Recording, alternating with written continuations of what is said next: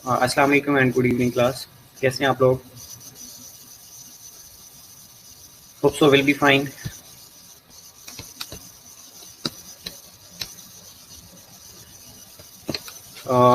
Almost जो course है वो हमने कंप्लीट राउंड अबाउट कर लिया हुआ है, लेकिन कुछ चीज़ें हैं जो हम अगेन डिस्कस कर लेते हैं, जिसमें एक टॉपिक है सेल ग्रोथ कैंसर, जिसमें ऑन्कोजीन और प्रोटो ऑन्कोजीन के बारे में हमने डिस्कस करना है।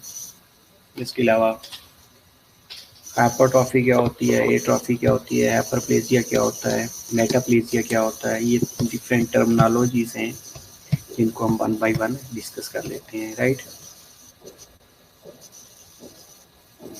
सो डू यू थिंक कि what is the role of oncogene या प्रोटो ऑन्कोजीन, या व्हाट इज नॉर्मल सेल? आपको क्या लगता है कि नॉर्मल सेल क्या है? इसके बारे में थोड़ा सा हम शॉर्ट सा रिव्यू भी ले लेते हैं, देख लेते हैं, और बाकी लोग की तरह बाकी लोगों को भी बोल दें कि जल्दी से ना ऑनलाइन हो जाए प्लीज़।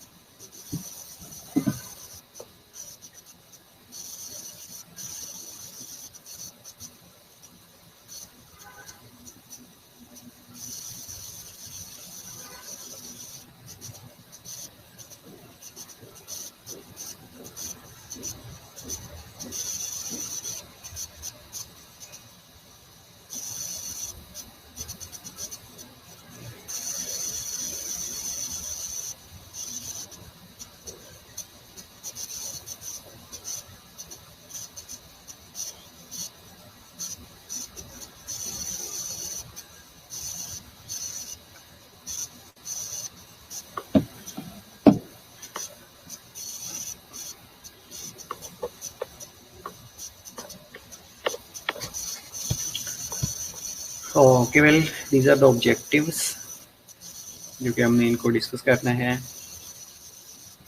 इनमें important differentiation between malignant and benign tumors, and also a description of TNM system. Instead of that, we will explore proto-oncogene and anti-oncogene as well. Walaikum assalam, आपका बेटा. What is homeostasis? You have said multiple times कि homeostasis होती है, homeostasis हो जाती है, तो so what is homeostasis? आपको क्या लगता है कि homeostasis क्या है?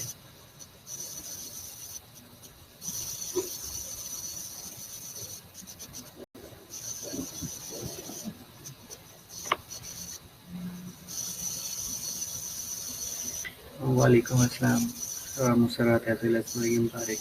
Thank you, welcome.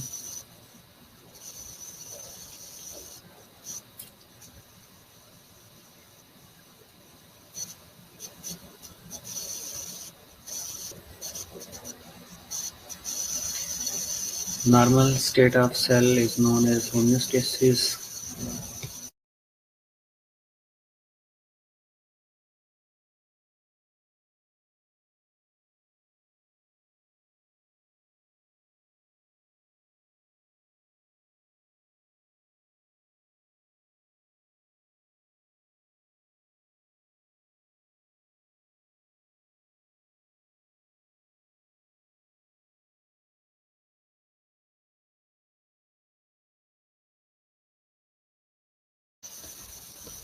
वालेकुम अस्सलाम। सुनिए बेटा, तो नॉर्मल सेल क्या होता है? होम्योस्टेसिस बेटा steady state that cell exist in a normal condition. ये नॉर्मली जो सेल की कंडीशन होती है, ability to maintain a relatively stable okay internal environment well Shehzad, जिसमें जो सेल का इंटरनल इन्वायरमेंट है उसको मेंटेन किया जा रहा होता है। अब ये जो मेंटेनेंस होती है, ये या तो ऑटोनोमिक नर्वस सिस्टम करवा रहा होता है जो रैपिडली चेंजेस होती हैं, या दूसरा एंडोक्राइन सिस्टम करवा रहा होता है विथ रिलीज ऑफ हार्मोन्स जो स्लोली और प्रोग्रेसिवली हो रही होती है, राइट? इस कंडीशन को कहा जाता है होम्योस्टेसिस।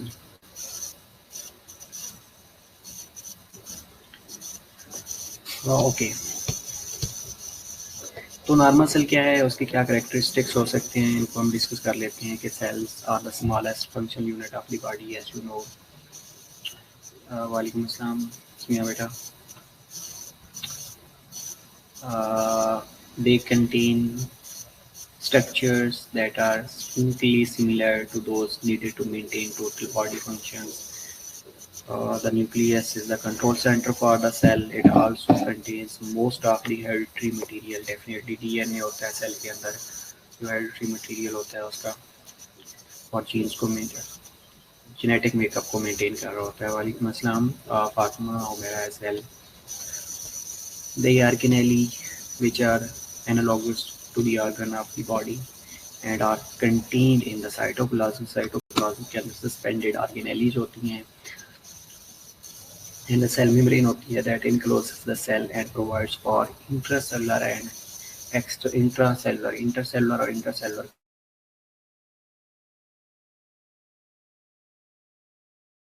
कम्युनिकेशन। सेल्स के अंदर ये सारे फंक्शन हो रहे होते हैं। नॉर्मल सेल में सेल मेम्ब्रेन की इंटीग्रिटी जो है मेंटेन हो रही होती है, वो इम्पोर्टेंट है।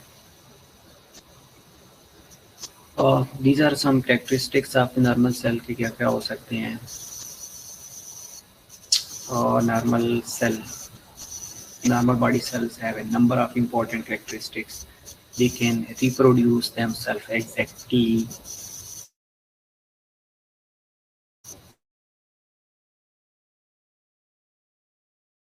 and at the right. This is a proper cell communication between the cell, and are stick together. They are stick together in the right place. Self-destruction if they are damaged and become specialized or mature.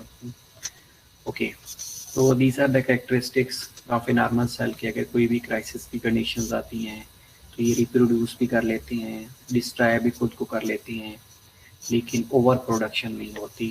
जब भी over production होगी तो उस condition में कहा जाता है कि जो अब नॉर्मल प्रोडक्शन हो रही है या जो प्रोसेस ऑफ एपोप्टोसिस है वो इनहिबिट हो गया है, या ऑन्कोजेंस कोई आ गए हैं, कैंसर कॉजिंग एजेंट्स आ गए हैं, जिनकी वजह से जो सेल है वो राइट टाइम पे रिप्रोड्यूस नहीं करेगा, बल्कि किसी टाइम भी रिप्रोड्यूस करना शुरू कर देता है, तो उसको कहा जाता है ये लीडिंग टू कैंसर। वालेकुम अस्सलाम बेटा, वॉइस नहीं कट रही, नेटवर्क इशू हो सकता है। Okay okay Suni Shumaila and Sunia as well. वालेकुम अस्सलाम बेटा, ओके वेलकम। वालेकुम अस्सलाम प्रिया बेटा। Okay this is a normal cell, जिसमें हम देख सकते हैं कि नॉर्मल सेल के अंदर पहली जो चीज़ है कि G1 फेज होती है। G1 फेज के अंदर ग्रोथ होना शुरू हो जाती है। S फेज के अंदर DNA सिंथेसिस होती है। G2 फेज के अंदर growth and preparation of mitosis होती है, और M फेज के अंदर माइटोसिस सेल डिवीजन होना शुरू हो जाती है। वालेकुम अस्सलाम अरफा बेटा।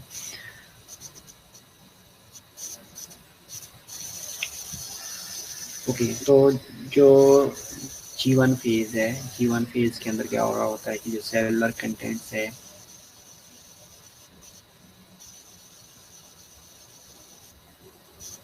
उनके वो डिप्लाइड हो रहे होते हैं।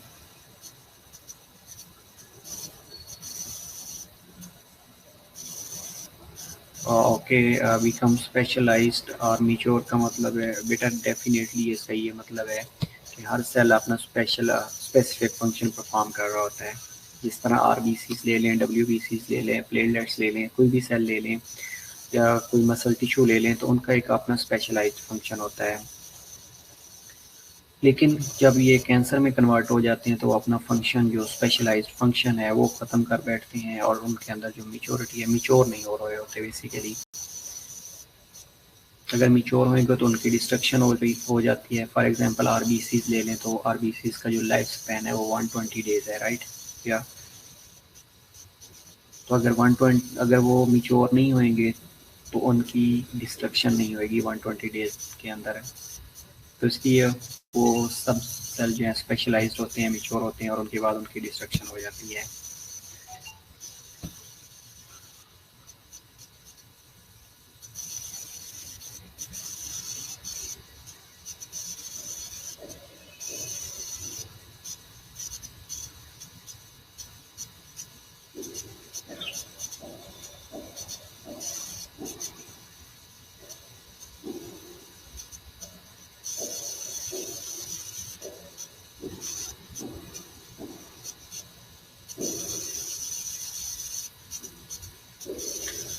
ओके, तो इसके बाद आती है सेलुलर अडाप्टेशन। सेलुलर अडाप्टेशन क्या होती है बेसिकली, कोई भी एडवर्स अगर इन्वायरमेंट होता है तो एडवर्स इन्वायरमेंट के अंदर जो सेल है उसके अंदर सम अडाप्टेटिव चेंजेस आती हैं जिसको कहा जाता है सेलुलर अडाप्टेशन। वालेकुम अस्सलाम बेटा, एंजेलिस, हैना, क्रीम, नीलम, वेलकम बैक। ओके, तो सेलुलर अडाप्टेशन, कोई भी एडवर्स इन्वायरमेंटल चेंज आती है तो सेल अपने अंदर चेंजेस लेके आता है ताकि उस एडवर्स इन्वायरमेंट अकॉर्डिंगली बिहेव किया जा सके, तो उसको कहा जाता है सेलुलर अडाप्टेशन।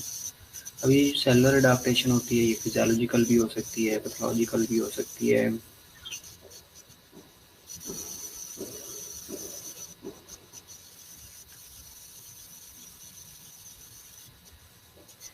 फिजियोलॉजिकल नॉर्मल होएगी, पैथोलॉजिकल अब ना हो सकती है। Cell response on some changes definitely आएगा बेटा।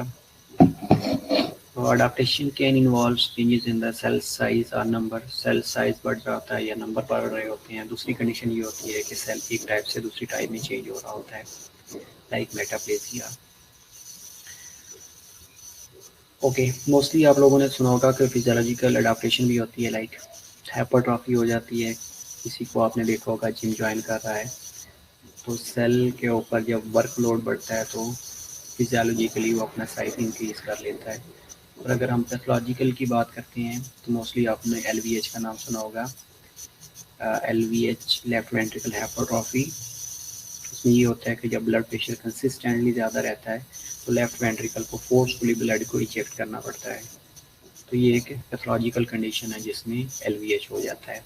अडाप्टेशन में सर जी फंक्शन भी इफेक्ट हो जाता है बेटा। फंक्शन को बेसिकली रिस्टोर करने के लिए अडाप्टेशन हो रही होती है, लेकिन कुछ फंक्शन डेफिनेटली इफेक्ट हो रहे होते हैं। लेकिन फंक्शन होम्योस्टेसिस को मेंटेन करने के लिए ना अडाप्टेशन हो रही होती है ताकि जो सेल है उसको इंजरी से प्रिवेंट किया जा सके। अगर अडाप्टेशन नहीं होएगी सेल की तो सेल इंजरी की तरफ मूव कर जाएगा, ये लीड करेगा इंजरी को। तो यू कैन आल्सो से हीरा बेटा कि इंजरी से प्रिवेंट करने के लिए जो सेल के अंदर चेंजेस आती हैं उसको सेलुलर अडाप्टेशन कहा जाता है।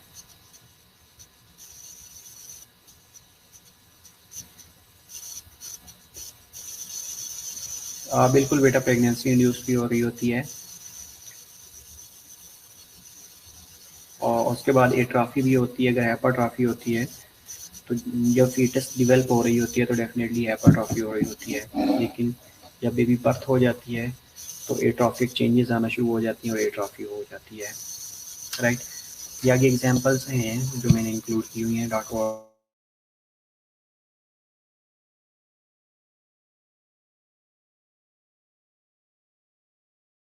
लेकिन कब होएगी, जब कोई स्ट्रेसफुल इन्वायरमेंट आएगा। और अडाप्टेशन अगर फेल्ड हो जाती है तो उस टाइम जो सेल है वो इंजर होना शुरू हो जाता है, that will lead to death. या कोई दूसरी कंडीशन ये होती है कि कोई इंजीरियस स्ट्रेस आ गई है, लाइक कोई क्रश इंजरी हो गई है, रोड साइड एक्सीडेंट हो गया जिसमें जो सेल है जी बेटा, अबेरेंट सेल ग्रोथ ही पढ़ना है। ये थोड़ा इंट्रोडक्शन है, उसके बाद अबेरेंट सेल ग्रोथ ही है, सिर्फ 8-10 स्लाइड्स हैं, उसके बाद अबेरेंट सेल ग्रोथ के बारे में हमने डिस्कस करना है। ठीक है, ठीक है। अगर कोई इंजीरियस स्ट्रेस आ गई है, इधर कोई केमिकल गिर गया है, कोई बर्न हो गया है, तो उसमें डायरेक्ट सेल इंजरी और सेल डेथ हो रही होती है। लेकिन इन सर्टन कंडीशंस के नॉर्मल सेल के अंदर भी जब कोई भी इन्वायरमेंटल चेंजेस आती हैं, लाइक आजकल सर्दी है तो मोस्टली जो सेल्स हैं वो हाइबरनेट होना शुरू हो जाती हैं। आप कहते हैं कि हमने बाहर जाना ही नहीं है, हमने कोई काम ही नहीं करना, हमने ड्यूटी पे भी नहीं जाना, तो that is also condition known as adaptation, कि आप अपने अपने आप को अडाप्ट कर लिए हैं, गर्म कपड़े ले लिए हैं, ताकि आपके जो सेल हैं उनको होम्योस्टेटिक रिस्पांस चाहिए होता है, होम्योस्टेसिस उन्होंने मेंटेन करनी होती है। अगर होम्योस्टेसिस मेंटेन नहीं होगी, अडाप्टेशन फेल्ड हो जाएंगे, तो अल्टीमेटली क्या होगा कि सेल इंजरी होना शुरू हो जाएगी और सेल डेथ हो सकती है। दूसरी होती है इंजीरियस स्ट्रेस। सपोज कि कोई केमिकल गिर गया है, कोई बर्न इंजरी हो गई है, कोई शॉक इंजरी हो गई है, कोई क्रश इंजरी हो गई है, व्हाटएवर कुछ भी हुआ है जिसमें इंजीरियस स्ट्रेस थी, तो डायरेक्ट लीड कर रही होती है सेल इंजरी और सेल डेथ को। ये एक एग्जांपल है हाइपरट्रॉफी और हाइपरप्लेजिया की। हाइपरट्रॉफी में क्या होता है कि सेल साइज इंक्रीज होता है और हाइपरप्लेजिया के अंदर नंबर ऑफ सेल्स इंक्रीज हो रहे होते हैं।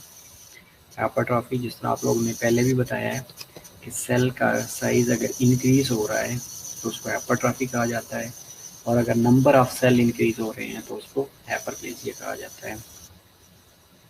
दूसरी कंडीशन होती है metaplasia, simple columnar to stratified squamous cell. Lungs की अगर हम बात करें तो उसमें सिंपल कॉलमनार होते हैं that will be converted into stratified squamous cell. Like अगर क्रोनिक कोई सिगरेट स्मोकर है, क्रोनिक सिगरेट पी रहा है तो इनिशियली उसको कफ होती है, लेकिन कुछ अरसे के बाद वहाँ पे मेटाप्लेसिया हो जाता है,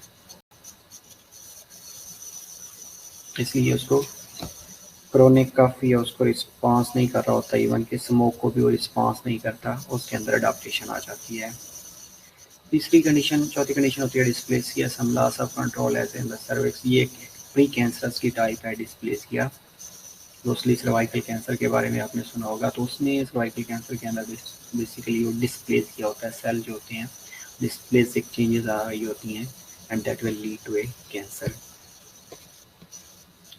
और टाइप ऑफ सेलुलर अडाप्टेशन जिसके अंदर एट्रॉफी होती है, हाइपरट्रॉफी, हाइपरप्लेजिया, डिस्प्लेजिया और मेटाप्लेजिया। मेटाप्लेजिया में सेल एक टाइप से दूसरी टाइप के अंदर चेंज हो जाते हैं। एट्रॉफी के अंदर सेल साइज डिक्रीज होता है, हाइपरट्रॉफी के अंदर सेल साइज इंक्रीज होता है, हाइपरप्लेजिया के अंदर नंबर ऑफ सेल्स इंक्रीज होते हैं। ये टाइप्स ऑफ अडाप्टेशन है जिसके अंदर नॉर्मल सेल है, एट्रॉफी है, हाइपरट्रॉफी है, हाइपरप्लेजिया है, मेटाप्लेजिया है और डिस्प्लेजिया है। ये चार टाइप्स हैं नॉर्मल सेल के अलावा जो अब नॉर्मलिटी है जिसके अंदर अडाप्टेशन आ रही है। ये देखिएगा इनके अंदर आपको क्या डिफ्रेंशिएशन फील होती है।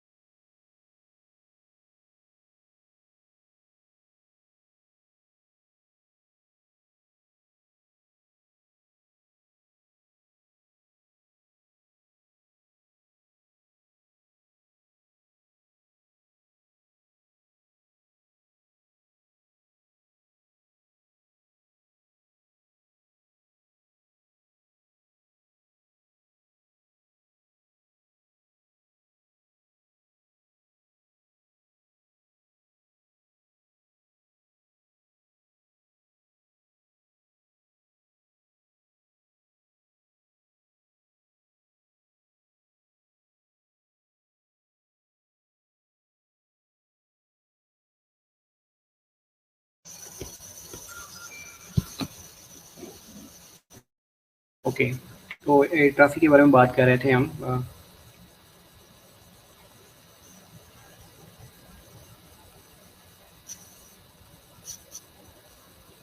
बेटा आवाज़ नहीं आ रही?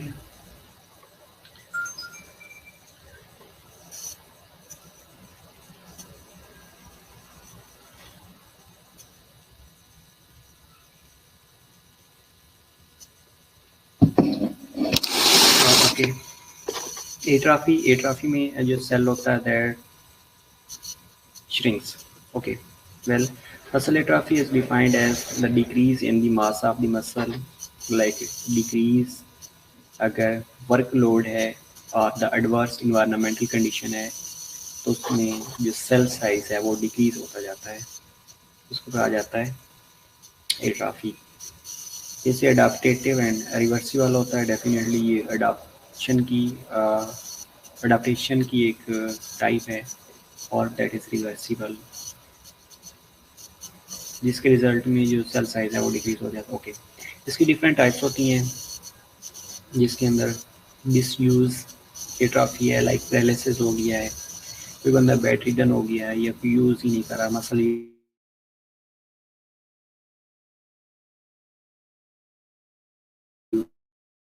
नहीं कर रहा, तो इस्कीमिक एट्राफी होती है, लाइक किडनी की तरफ अगर इस्कीमिया हो गया या हार्ट इस्कीमिया हो गया या एमआई हो गया है, मायोकार्डियल इंफार्क्शन हो गया है, तो उसके रिजल्ट में कुछ हार्ट के जो मसल्स हैं वो अपना काम प्रॉपर परफॉर्म नहीं कर सकते और उनके अंदर ऑक्सीजन और न्यूट्रिएंट्स डेफिशिएंसी होने के रिजल्ट में उनका साइज डिक्रीज हो जाता है।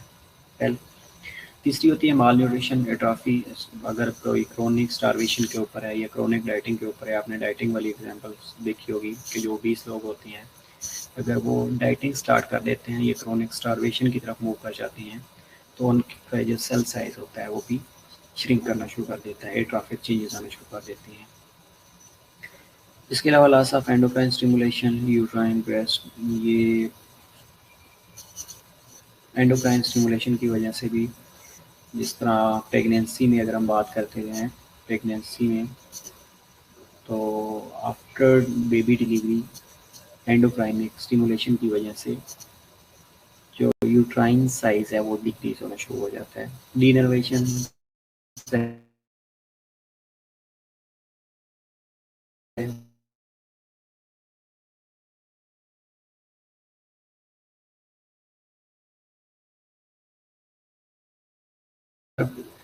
एट्रोफी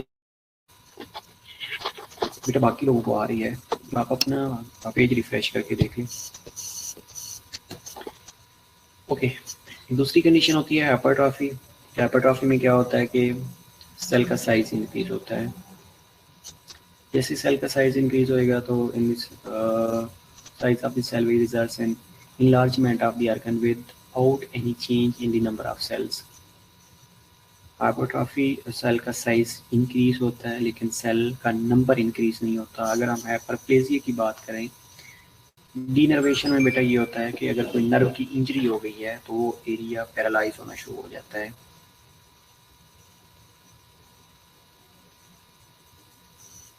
तो उसको कहा जाता है denervation.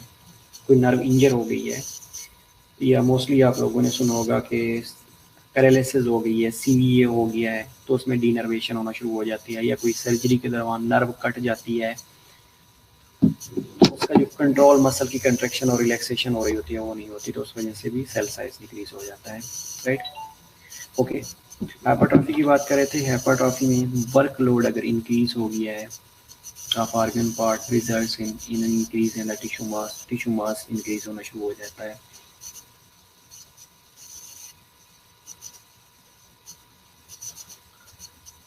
Okay, seen in the cardiac skeletal और मसल टिश्यू का एलवीएच की हमने बात की थी। Left ventricle hypertrophy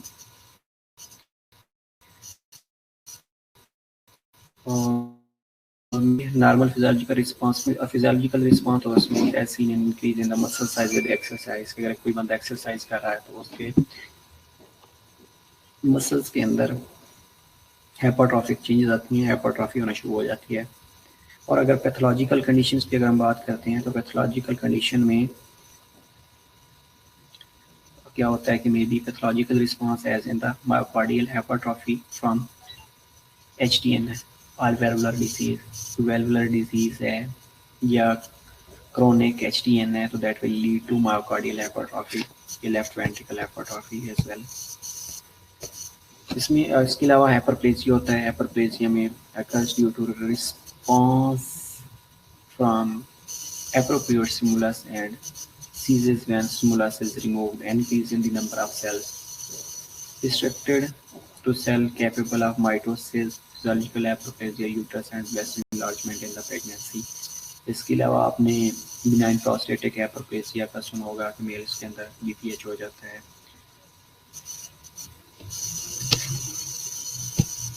pathological condition के अंदर इसके अलावा मेटाप्लेसिया है। मेटाप्लेसिया ट्रांसफॉर्मेशन और replacement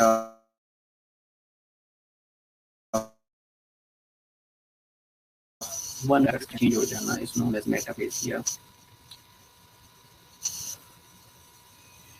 For example, changes from columnar to squamous cell in the respiratory tract, or from squamous to columnar in the Barrett esophagitis में हो रहा होता है। With continued smoke exposure, ciliated columnar cell are changed into stratified squamous cell. Chronic smokers होते हैं, उनके अंदर ये change हो रहा होता है। और the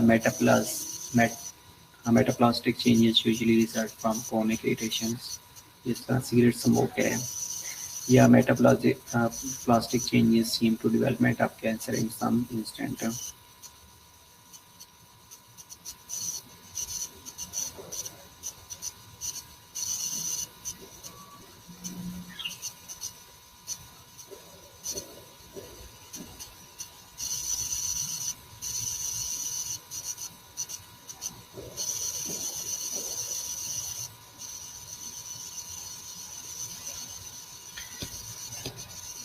ओके, इसके अलावा डिस्प्लेसिया होता है।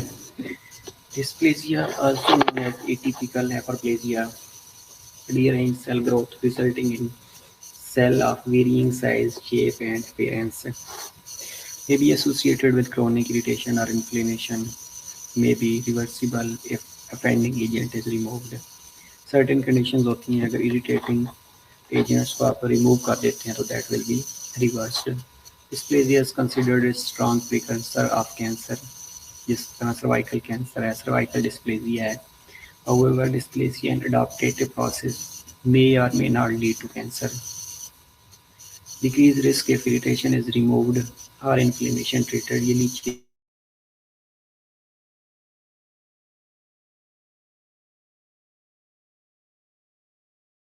डायग्राम या offending agents को remove कर देंगे तो that will be reversed. Otherwise, it will lead to cancer. Okay, इसके अलावा important terminologies हैं। Important terminologies में that बेटा ये बेरिक एसोफेजाइटिस, एसोफेगस क्या होता है?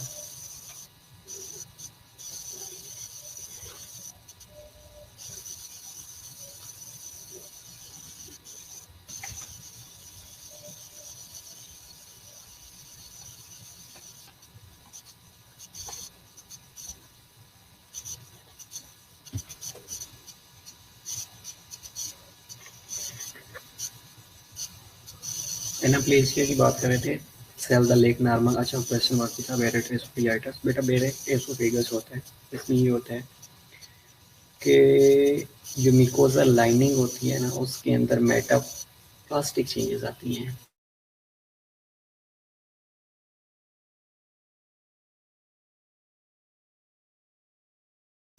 एपिथेलियल सेल होती हैं, वो कॉलमनार एपिथेलियल के अंदर चेंज हो जाती हैं, इसलिए उसको कहा जाता है बेरेट एसोफेजाइटिस। या बेरेट एसोफेगस भी कहा जाता है, एसोफेजाइटिस भी कहा जाता है।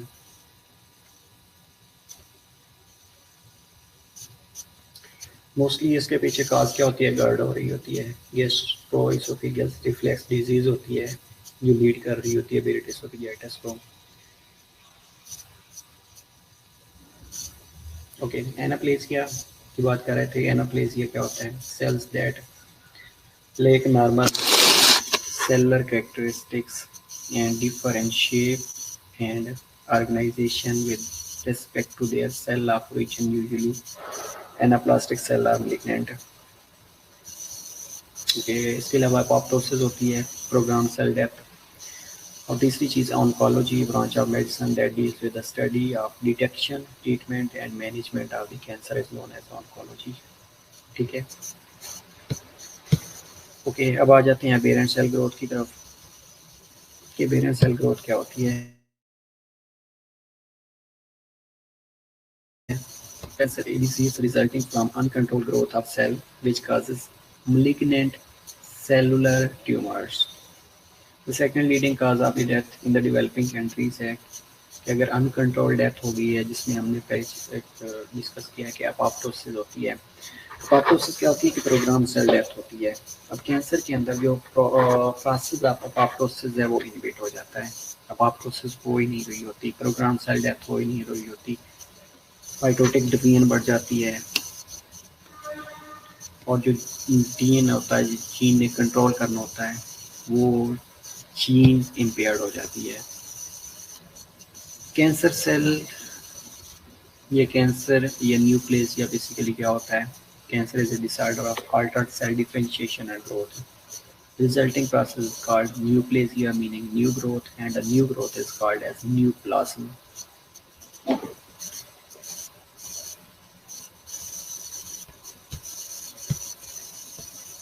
Most common cancers ये होते हैं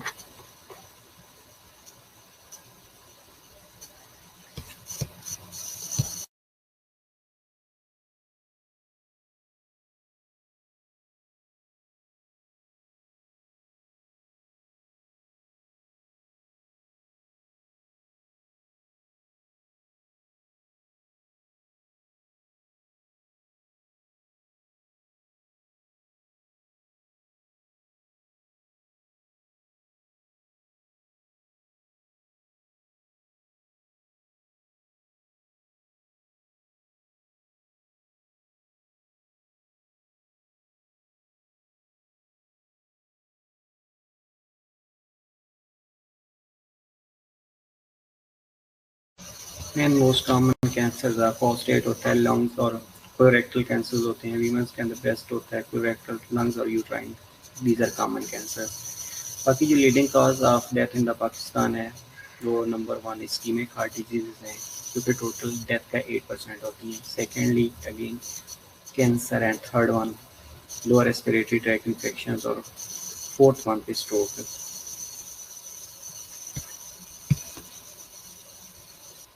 एटियोलॉजी और रिस्क फैक्टर्स ऑफ कैंसर क्या क्या हो सकती हैं?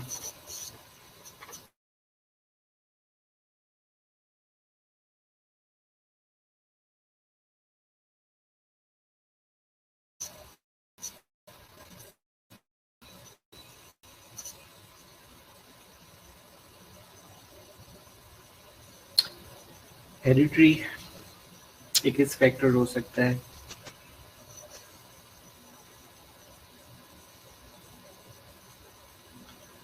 Hereditary predispositions to approximately 50 types of cancers has been observed in the families. Breast cancer, for example, occurs more frequently in women whose grandmothers, या mothers, aunts or sisters also have experienced breast malignancy. अगर इनमें से किसी एक को है तो उनमें 50% चांसेस होते हैं डिवेल्प होने के, ब्रेस्ट कैंसर डिवेल्प होने के।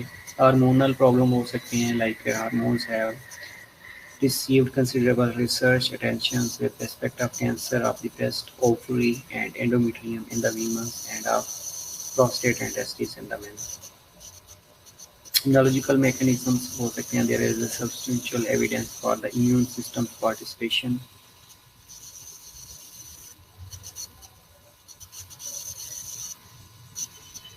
in resistance against the progression and spread of cancer. The central concept known as immune surveillance hypothesis. इसके अलावा केमिकल एजेंट्स हो सकते हैं, लाइक केमिकल कार्सिनोजेंस हो सकते हैं, can be divided into two groups, one is direct reacting agents हो सकते हैं, second one is indirect reacting agents हो सकते हैं। Direct reacting agents which do not require activation in the body to become carcinogenic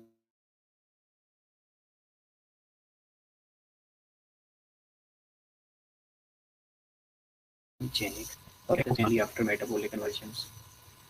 इसके अलावा radiations हो सकती हैं, the effect of ionizing radiations in the carcinogenesis have been well documented in the atomic bomb survivors, in the patients diagnostically exposed, and in industrial workers, scientists, and physicians who were exposed during employment.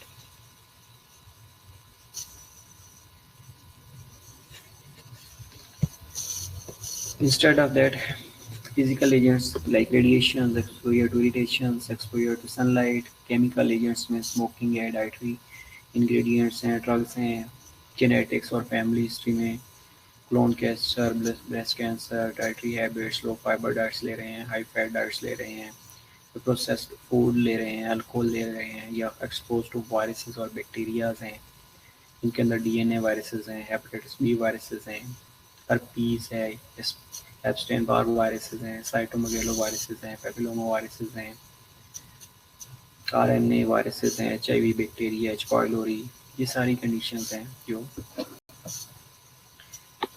Risk factors को lead कर रही होती हैं। इसके अलावा hormonal therapy हो सकती हैं या हार्मोनिक एजेंट्स हो सकती हैं जिनके अंदर टीएस और ओसीपी स्पेशली एस्ट्रोजन थेरेपी आ जाती हैं।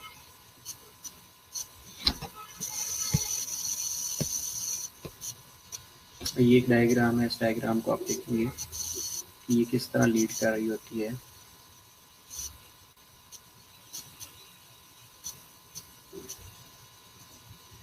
सबसे पहले ऊपर जो चीज़ है उसके अंदर acquired environmental DNA damage agents, कोई भी केमिकल्स हो सकते हैं, रेडिएशंस हो सकती हैं, वायरसेस हो सकती हैं जो नॉर्मल सेल्स के अंदर चेंजेस लेके आती हैं और उनके डीएनए को डैमेज करती हैं।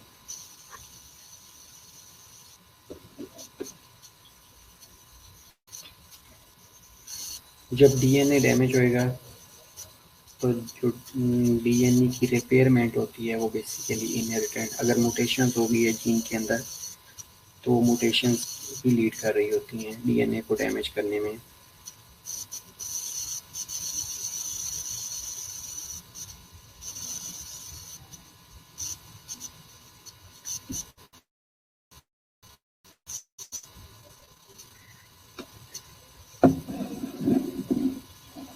इसके अलावा mutations in the genome of somatic cells के अंदर म्यूटेशंस हो सकती हैं।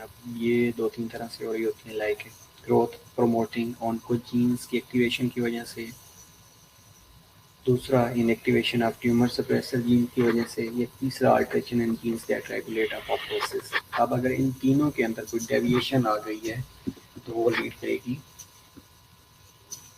कैंसर्स को। अगर activation of growth promoting genes activate हो गई हैं या ट्यूमर सप्रेसर जीन की इनएक्टिवेशन हो गई है तो that will lead to unregulated cell proliferation. ये प्रोलिफरेशन हम लेटर ऑन डिस्कस करते हैं कि प्रोलिफरेशन क्या है और सेल डिफरेंशिएशन क्या है। ओके, एक चीज़ के जब अनरेगुलेटेड सेल प्रोलिफरेशन होना शुरू हो जाएगी और दूसरा जब अपोप्टोसिस रेगुलराइज नहीं होएगी, या वो जीन जिसने अपोप्टोसिस को रेगुलेट करना होता है जब उसकी रेगुलराइजेशन नहीं होगी तो अपोप्टोसिस इनहिबिट हो जाएगी। अपोप्टोसिस इनहिबिट होएगी और सेल प्रोलिफरेशन अनरेगुलेटेड होएगी तो ह्यूमन एक्सपेंशन होएगी तो साथ में एडिशनल म्यूटेशन होना शुरू हो जाएगी, एंजियोजेनेसिस स्टार्ट हो जाएगी और इम्यूनिटी डिक्रीज होना शुरू हो जाएगी, जिसकी वजह से ट्यूमर सप्रेशन होएगी, मैलिग्नेंट न्यूप्लाज्म बनने शुरू हो जाएंगे और जैसे मैलिग्नेंसी होगी तो उनकी आगे इन्वेजन और मेटास्टेसिस स्टार्ट हो जाती है। तो बेसिकली जब भी क्लोनल एक्सपेंशन होएगी तो that will lead to cancer. Cancer बनेगी, उसमें आगे जो ट्यूमर्स हैं वो मैलिग्नेंट बन सकते हैं और बिनाइन बन सकते हैं। अगर बिनाइन बनेंगे तो वो लोकलाइज रहेंगे, अगर मैलिग्नेंट होंगे तो उनके अंदर मेटास्टेसिस और इन्वेजन होना शुरू हो जाएगी।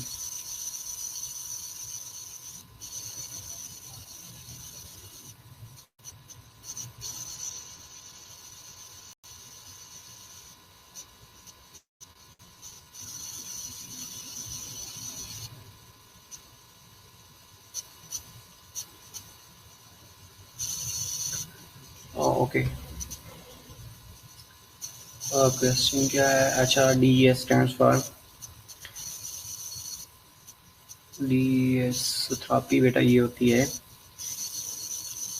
कि इसमें एक हार्मोन होता है, आई थिंक डाईथाइल स्टिलविस्ट्रोल है, पिल्स की फॉर्म में आता है, दिया जा रहा होता है जो एस्ट्रोजन को रिप्लेस कर रहा होता है, आई थिंक सो, लेकिन मुझे कंफर्म नहीं है ये मेरा।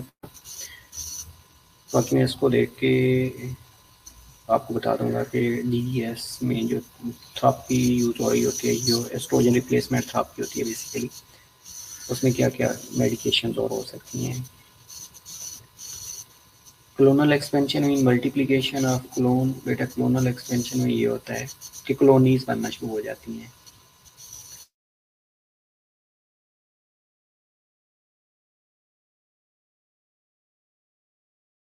अनरेगुलेटेड हो जाती है और अपोप्टोसिस इनहिबिट हो जाती है। जब ये दोनों अपोप्टोसिस इनहिबिट हो गई है कि सेल ने ना फ्रेजाइल होना था, सेल फ्रेजाइल होते ही नहीं है, सर्वाइव करते रहती हैं। और प्रोलिफरेशन में जो उन्होंने प्रोलिफरेट करना था, वेल प्रोलिफरेशन होनी थी, वो प्रोलिफरेशन ही नहीं होती, रेगुलेशन ही नहीं होती। तो ये दोनों मिलते हैं जब, तो उसके रिजल्ट में क्लोन बनने शुरू हो जाते हैं। जैसे ही क्लोन बनेंगे तो उसके रिजल्ट में ट्यूमर्स बनते हैं दो तरह से या तो मैलिग्नेंट बन जाएंगे या बिनाइन बन जाएंगे। अगर बिनाइन बनेंगे तो वो लोकलाइज पड़े रहेंगे अगर मैलिग्नेंट बनेंगे तो उसकी इन्वीजन और मेटास्टेसिस होना शुरू हो जाएगी। सॉरी ठीक है, ओके। नॉर्मल टिश्यू रिन्यूअल कैसे हो रही होती है? Normal tissue renewal and repair involve cell proliferation, differentiation and apoptosis। ये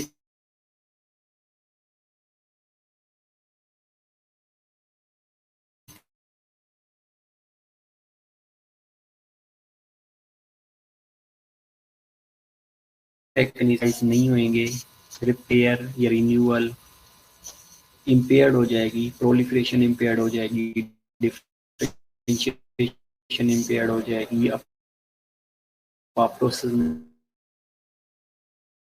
कैंसर होना शुरू हो जाएगा। ओके बेटा, ये आपका नेट नहीं हो रहा या हो रहा है? ओके, प्रोलिफरेशन बेसिकली क्या है? Proliferation the process of cell division is an inherent adaptive mechanism for the cell replacement when old cell die and additional cells are needed। Proliferation में ये होता है कि सपोज आरबीसीज का लाइफ स्पैन 120 डेज है, तो 120 डेज के अंदर उन्होंने फ्रेजाइल होना होता है, और जैसे ही उनकी ब्रेक डाउन होती है या डैमेज हो जाती हैं तो रेटिकुलो एंडोथेलियल सेल या सिस्टम स्प्लीन के अंदर डिस्ट्रक्शन हो जाती है और उनकी जगह नए सेल बनना शुरू हो जाते हैं। जैसे ही उनकी ज़रूरत पड़ती है तो नए सेल की ग्रोथ हो जाती है, जिसको आ जाता है प्रोलिफरेशन। अगर जो ओल्ड सेल्स हैं उनकी डिस्ट्रक्शन नहीं होएगी और न्यू सेल बनना शुरू हो जाएंगे, तो अगेन इसमें क्या होगा कि हम जो प्रोलिफाइड सेल्स थे ये जिनकी प्रोलिफरेशन हो रही थी, उनकी अपोप्टोसिस होना ज़रूरी होता है। अगर अपोप्टोसिस नहीं होएगी तो क्या करेंगे? लीड करेंगे कैंसर को। Cell proliferation is the process of increasing cell numbers by mitotic cell division, and in the normal tissue, cell proliferation is regulated so that the number of cells actively dividing is equivalent to number of dying or being shed। Well, proliferation के अंदर क्या होता है कि जितने cell die हो रहे हैं उतने ही प्रोड्यूस हों, मीनिंग टू से उनके एक होम्योस्टेटिक बैलेंस रहे, इक्विलिब्रियम की स्टेट रहे। अगर ये इक्विलिब्रियम की स्टेट डिस्ट्रॉय हो जाएगी, इम्पेयर्ड हो जाएगी, लाइक अगर प्रोडक्शन ज़्यादा हो गई है या डिस्ट्रक्शन कम हो गई है, तो उसके रिजल्ट में अगेन प्रोलिफरेशन के अंदर प्रॉब्लम आएगा and that will lead to cancer. In human there are two major categories of cell, one is gamete and somatic cells होते हैं। अगर इनकी प्रोलिफरेशन नॉर्मल रहेगी तो जो ग्रोथ है वो नॉर्मल हो जाएगी, otherwise there will be an abnormality. दूसरी होती है अपोप्टोसिस।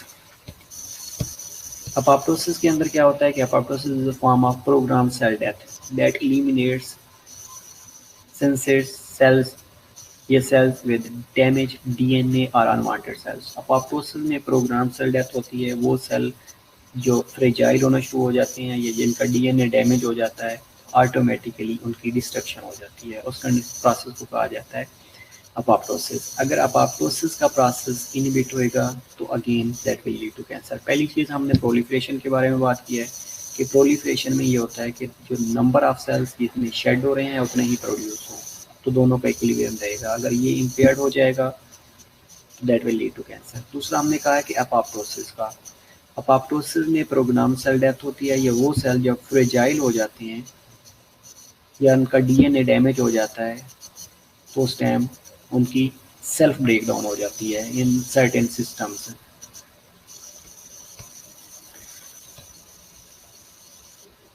तीसरी चीज सेल डिफरेंशिएशन है। पहला प्रोलिफरेशन हमने डिस्कस किया, दूसरा apoptosis डिस्कस किया, तीसरा है cell differentiation. Cell differentiation is a process whereby proliferating cell become progressively more specialized cell types.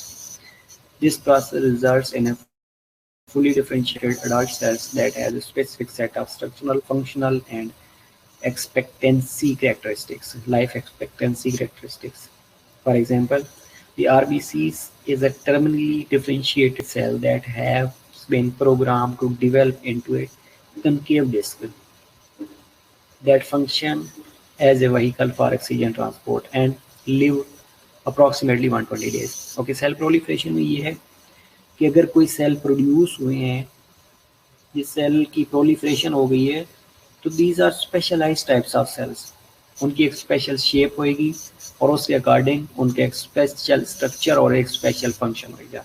जिस तरह उन्होंने एक आरबीसीज की एग्जांपल दी है कि आरबीसीज की जब डिफरेंशिएशन हो जाती है तो that will structurally look like a concave disc और उनका फंक्शन क्या है, that act as a vehicle for oxygen. तो उन्होंने ऑक्सीजन को ट्रांसपोर्ट करना होता है एंड लिव्स, और उनकी क्या है लाइफ एक्सपेक्टेंसी कितनी है, 120 डेज है। अब अगर सेल डिफरेंशिएशन की डेफिनेशन में जाए तो उन्होंने कहा है कि when the cells are fully differentiated adult cells that has a specific set of structure. अब इसकी स्ट्रक्चर क्या है आरबीसीज की, लाइक कनकेव डिस्क की तरह है। फंक्शन क्या है, act as a vehicle. Life expectancy characteristics कितने हैं, 120 डेज हैं। Got it. ये सेल प्रोलिफरेशन है। अगर इनकी स्ट्रक्चर के अंदर प्रॉब्लम आएगा, फंक्शन के अंदर प्रॉब्लम आएगा, या लाइफ एक्सपेक्टेंसी कैरेक्टरिस्टिक्स के अंदर प्रॉब्लम आएगा तो ultimately that will lead to cancer. कि कनकेव डिस्क में इनकी शेप थी, कनकेव डिस्क में नहीं है। ऑक्सीजन की ट्रांसपोर्ट करनी, इन्होंने ऑक्सीजन की ट्रांसपोर्ट कर ही नहीं रहे। और लाइफ एक्सपेक्टेंसी 120 डेज है, हो सकता है 140, 150, 200 डेज ये एक्सीड कर गया है, तो अल्टीमेटली क्या करेंगे, that will lead to cancer. Differentiation body cells can divided into two large groups. अच्छा, दो लार्ज ग्रुप्स होते हैं। One is well differentiated like neurons होते हैं, सेल्स ऑफ स्केलेटल और cardiac muscles that are rarely divide and reproduce. अगर cell differentiation की बात करें तो जो कार्डियक न्यूरॉन्स और स्केलेटल मसल्स होते हैं that are well differentiated. Like अगर न्यूरॉन्स ने अपना काम करना है तो नर्व इम्पल्सेस के थ्रू काम करना है। हार्ट के अंदर जो मसल्स हैं, कार्डियोमायोसाइट्स हैं, उनकी स्पेसिफिक स्ट्रक्चर्स होती है और हार्ट के अंदर प्रेजेंट होती हैं, हार्ट के अलावा कहीं और प्रेजेंट नहीं होंगे। Same with the skeletal cells, skeletal muscle cells. Second is the progenitor cells or parent cells that continue to divide and reproduce, such as like progenitor cells like pluripotent stem cells से blood cells produce हो रहे हैं, skin cell produce हो रहे होते हैं skin से, ये liver cell hepatocytes की प्रोडक्शन हो रही होती है। तो दूसरे होते हैं progenitor cells या parent cells, तो उन्होंने कंटिन्यूसली डिवाइड करना होता है बिकॉज इन सेल्स की शेडिंग हो रही होती है और शेडिंग होने के रिजल्ट में इन्होंने जितने शेड हो रहे होते हैं उतने इन्होंने प्रोड्यूस करने होते हैं ताकि इक्विलिब्रियम को मेंटेन किया जा सके। A third category of cells are the stem cells that remains quiescent until there is a need for cell replacement। अब quiescent जो होते हैं ये डिवाइड करते हैं at the time of need, जब ज़रूरत पड़ेगी तो उस टाइम इन्होंने डिवाइड होना होता है, माइटोटिक डिवीजन हो रही होती है। फॉर एग्जांपल अगबाश पेटेक्टू या नेक्रोसिस हो चुकी है, ये स्कार फॉर्मेशन हो चुकी है, तो उसका जो लिवर है उसकी अगर पार्शियल हेपेटेक्टमी करवा दी जाती है तो बाकी का जो लिवर है वो रिजेनरेट कर जाता है। तो इसलिए हमको कहा जाता है क्विसेंट सेल।